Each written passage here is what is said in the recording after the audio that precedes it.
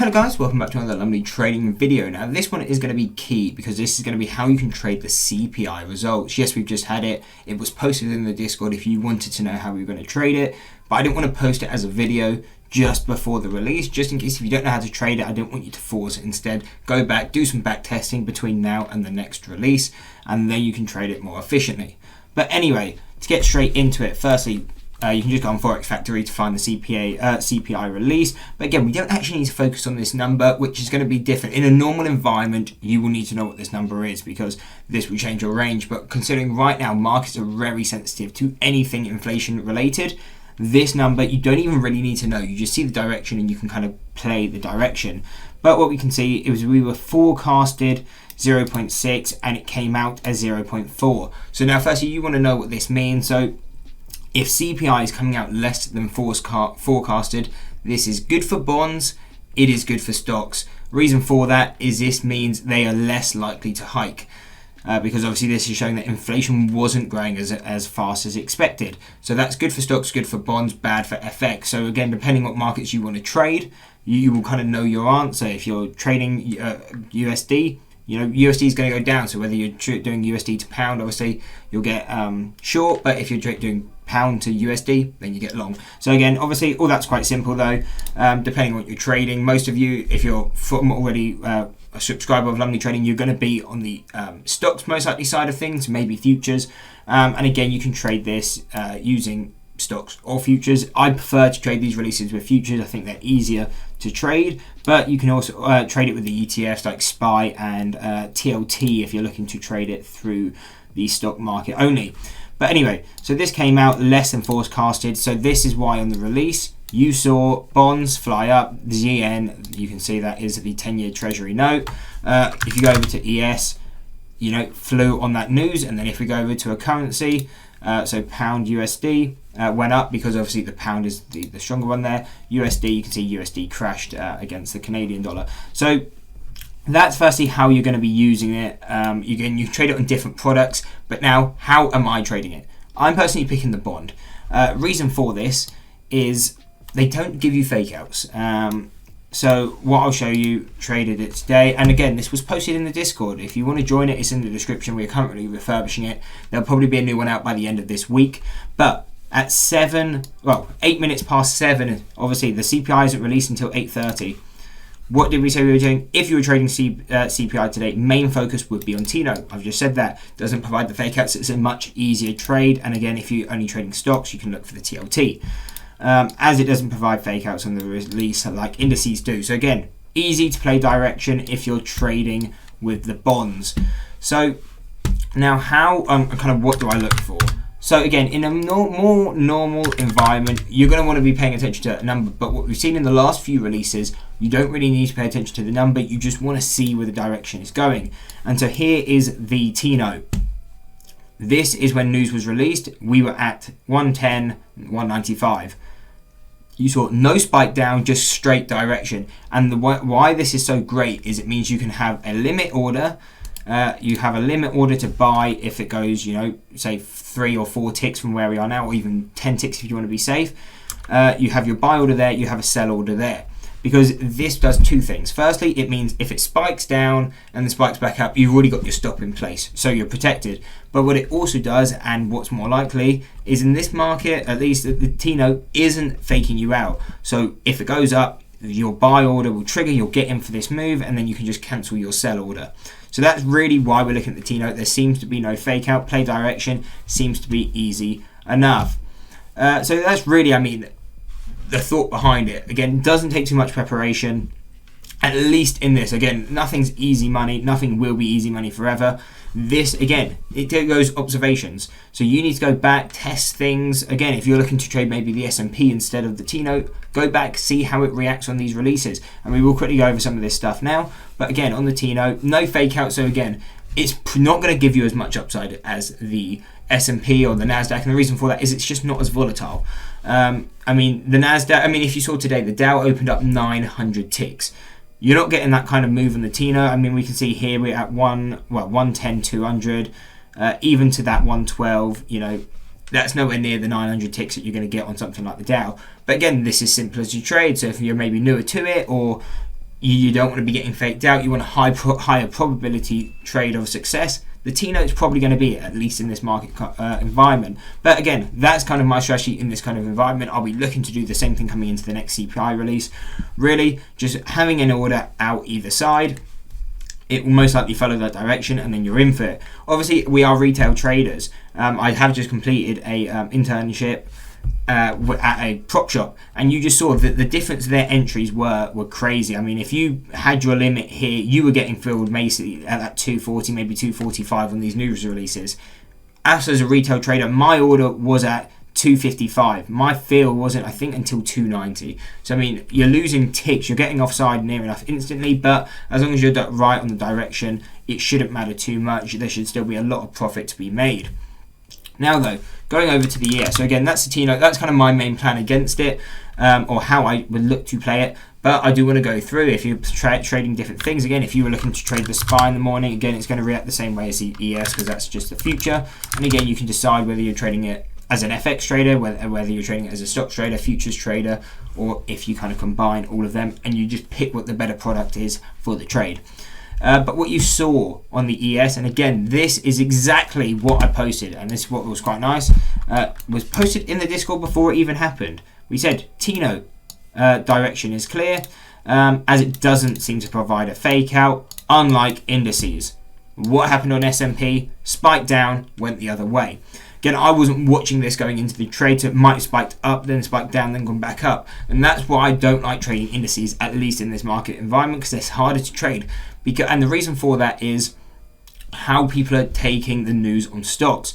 Because obviously, as of right now, we know if it's related to inflation, stocks, if inflation's going higher, that's bad for stocks. But if inflation's likely to be lower, it's good for stocks.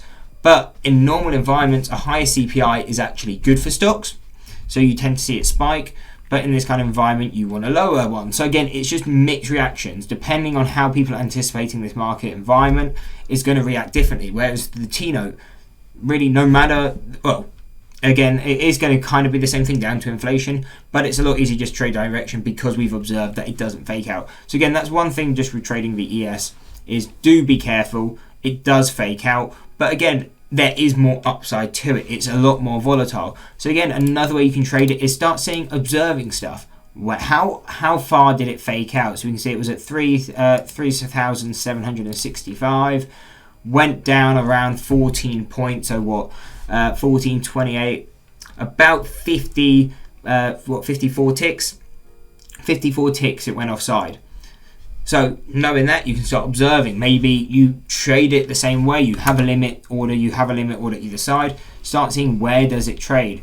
If it's maybe quite commonly around 50 to 60 ticks, then you can maybe have your order at 65 ticks, whatever direction it goes. You can then capture the move. And again, you still would have had so much upside.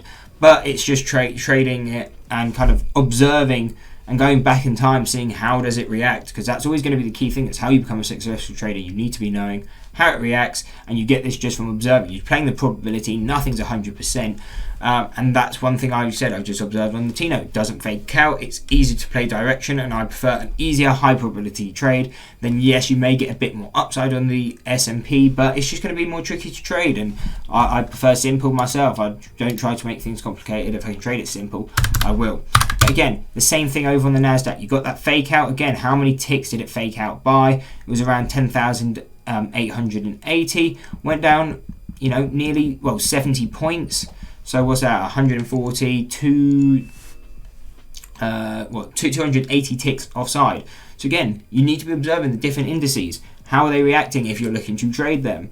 Again, this one went nearly 300 ticks offside. Do you really want to be buying it when it's 300 ticks gone? Again, it's up to you. You can look how to play it, or maybe you have a strategy in place. You see it does a fake out move, you go in for a quick scalp, you buy it, and if you keep seeing it drop, you just quickly get out, because it may give you a better chance of capturing the bottom of this move. But again, it's all observations. The main thing I wanted to show in this video was firstly what is my strategy, and again, just to show you again, it's just playing the T-note. Have an order, again, maybe 5 ticks, maybe 10 ticks at a push, 10 ticks off either side. Whatever side executes, cool, that's your trade, you stay in it. You can then cancel your other order. In the rare case you may get a fake out, again, this may happen when markets start to change, and so I will keep using this strategy until it stops working. That's how you usually do it in trading. You keep working until you keep playing it until it doesn't work. So again, I will keep playing this move every CPI, having 10 ticks off either side, looking to play that. If I notice, let's say next CPI or the CPI after, it fakes me out, I get stopped out, and then it goes the other way, then I might be looking more into playing indices, because again, there's more upside. So if I know if this T-note loses its high probability edge, then I'll go over to play indices, most likely. But again, then I need to find out how can I execute that even better. So that's kind of this whole video. I just wanted to show you how to observe kind of things that are happening, and then kind of how to kind of trade it. Again, T-note is going to be the simple trade. If you're looking to play the ES or the NASDAQ, you can just do your observations. I just wanted to know if you're looking to trade them, you do get the fake out. And again, I don't really touch currencies unless I know it's a fade move. But you can start seeing how it reacts. Again, it kind of made that move. You got that slight pullback, and then it kind of just continued that trend. See how it reacts over certain time periods. So literally today, before this release, I was on call with a few of my trading friends. Again, we were going through.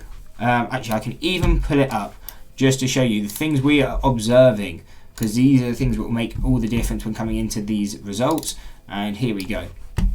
So what you can see here, T-note, we did some back testing. Again, we didn't have to go back massively, just to start seeing. And the reason you don't have to go back massively right now is market conditions are very different in the last few months than they were going back a year, because we are now more sensitive to inflation. And you can see what I observed. Time and direction. This is key to note. How long did the move kind of do before it started to pull back? Because then this is how long you can look to hold it. We can see about half of them were within that 1 minute range. That's why when I traded today, I got out the majority of the move in that first minute. Then continuation. Did it continue in that trend? We can see, 66% of the time, yes, it followed that trend. In the rare case, we get a reversal. So again, that's not maybe a high enough probability for me to like to play that continuation, and that's why I sold out within a minute. But if we start getting that high, maybe above that 75%, then it will be something I'll look to hold more size on, and just play the continuation. And in the rare chance it does that reversal, you managed for that risk. And then, how does it compare to the long term? We can see this didn't actually give us too much insight, but again, these are things you need to test to see if there is any insight. I was saying if a continuation had a link to, does it follow the long-term trend? But it didn't really have any comparison, so not something I was all that focused on. And then again, here's the test on the ES. I know actually I didn't put on the fake out, but that's because I already knew it was there. But we can see every single one. If you go back in time, I believe every single ES trade provided a fake out. I don't believe any of the T-notes provided a fake out. But again, go back, do your own testing. And again, just looking for the same thing. What we observed with the ES is it followed the direction for longer. So this, again, could be another insight into how to trade it. Going over to the ES, you see it more than likely will follow that trend for about 5 minutes. So even if you're late to the party, you buy that 1 minute close. Again, you could have made good money. So we would close out at what, 36? That's within 536. You can see that still provided you 80 ticks of upside move. So again, these are the things to observe. How can you trade them? And really, these are just the key things that I just want to kind of note so you can be looking out for them yourself. Because these are the things which can just make you so much money if you just spend the time to observe them. And how do they react? Again, didn't get all that much insight into the continuation / the if it had an effect with the long term. But we could see again, it was a bit more mixed to play the continuation move. But one thing I observed with this was more, if I've traded the T-note for the first minute, because again, if we go here, that's when the majority of the move happens. I can look to play the T-note for a minute, play that initial direction. Then what can I do? I could go over to the ES. I see that, okay, it tends to follow the move on the lower end of for 4 minutes. I get out of my T-note, I come over to the S&P. I could get long here at the close of that 1 minute candle then.